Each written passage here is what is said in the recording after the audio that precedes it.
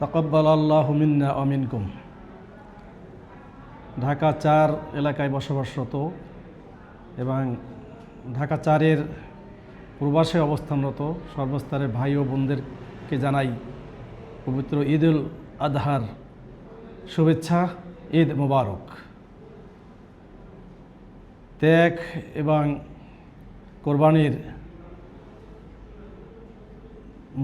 মহিমান্বিত আমাদের এই ঈদুল আজহা কোরবানি আমাদেরকে নানাবিধ বিষয় প্রশিক্ষণ দিচ্ছে।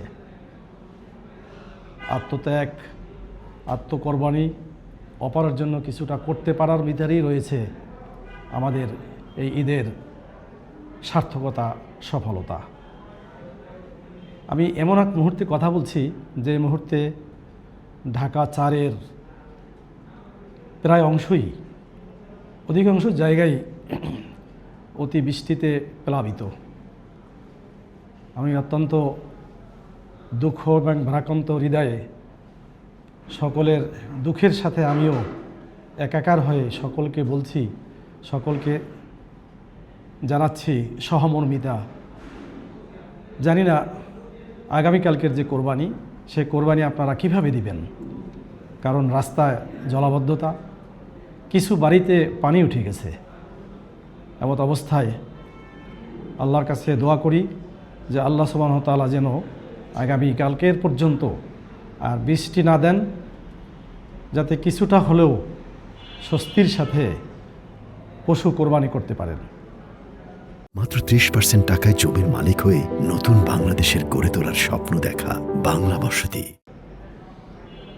এই যে জলাবদ্ধতা, এটা একদিনে সৃষ্টি হয়নি, দীর্ঘদিনের স্বৈর শাসনের ফলাফল আজকের আমরা ভোগ করছি।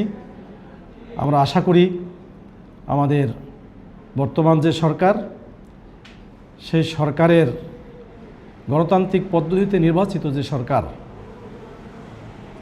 তাদের মাধ্যমে আমরা এই এলাকাকে জলাবদ্ধতা মুক্ত করার জন্য বৃহৎ পরিকল্পনা নিয়ে এগিয়ে যাচ্ছি। আপনারা সকলে দোয়া করবেন, সকলের সাথে থাকবেন, যাতে করে এই এলাকার জলাবদ্ধতাকে স্থায়ীভাবে আমরা দূর করতে সমর্থ হই।